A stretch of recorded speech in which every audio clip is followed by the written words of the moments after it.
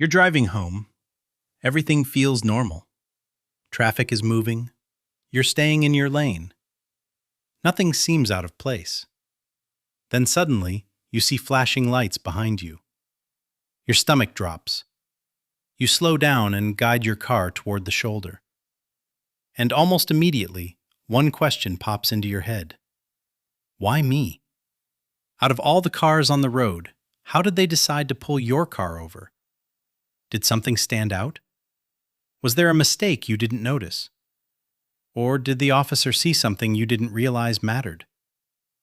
Here's what's usually happening. Most traffic stops begin when an officer notices something unusual. In many cases, it's straightforward. A driver might be traveling faster than the posted speed limit. Sometimes a vehicle rolls through a stop sign without fully stopping. In other situations, a turn is made without using a signal. None of these feel dramatic. Still, each one can give police a legal reason to initiate a stop. You might hear officers refer to this as probable cause. All that really means is they believe a traffic law was broken. There are times when the concern isn't tied to a specific rule. Instead, the focus shifts to the way the vehicle is being driven. Police are trained to recognize patterns that suggest something isn't right. A car drifting in its lane can raise concern. Sudden braking without traffic ahead often draws attention. Driving far slower than the surrounding vehicles can also signal a problem. Those patterns don't automatically mean someone broke the law. However, they may suggest risk. Fatigue is one possibility. Distraction is another. In more serious situations, impairment becomes a concern. When behavior looks unsafe, an officer may pull the vehicle over to understand what's happening. That situation is called reasonable suspicion. It simply means the driving behavior raised concern. At other times, the issue has nothing to do with how the car is being driven. Instead, the vehicle itself becomes the reason for the stop. A headlight might burn out. Registration could expire without the driver realizing it. Damage to a windshield may make the vehicle unsafe to operate. These problems often seem minor. From a legal standpoint, they still count as violations. Because of that, officers have a valid reason to stop the vehicle. There are also situations where the decision to pull someone over starts before the officer observes anything unusual. Information can come from outside sources. Another driver might report dangerous behavior. Dispatch could send an alert about a specific vehicle. In many patrol cars, technology scans license plates automatically while officers are driving. Each plate is checked in seconds. If the system detects a problem, such as expired registration, a stolen vehicle, or an outstanding warrant, the stop can happen very quickly. Here's something important to understand.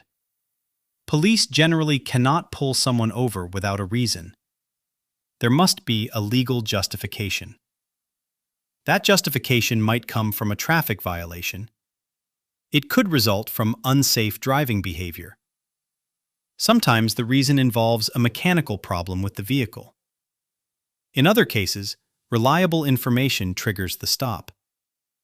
Without a valid reason, the stop could be considered unlawful. And that distinction matters. This is where confusion often begins. From the driver's perspective, the stop can feel completely random. From the officer's perspective, something small likely stood out. A lane drift lasting just a second can draw attention. A light that stopped working can create a legal issue. A quick mistake at an intersection can be enough to justify a stop. Small details carry more weight than most drivers expect. Another question people often ask is, do police target certain cars? In some situations, officers pay closer attention to vehicles that match a description. That might involve a car connected to a recent incident. It could include a vehicle leaving an area where police are actively investigating. Unusual driving behavior at certain times of day may also attract attention. Even in those situations, a lawful reason is still required before a stop begins. So what should you do if you're pulled over? Start by staying calm. Reduce your speed gradually and signal clearly. Look for a safe place to stop. Once the vehicle is parked, turn off the engine. Keep your hands visible on the steering wheel. Then follow the officer's instructions. These steps help keep the interaction predictable and safe for everyone involved. Here's the bottom line. Traffic stops rarely happen by chance. Most of the time, something catches an officer's attention. In some cases, it's a clear traffic violation. Other times, driving behavior raises concern.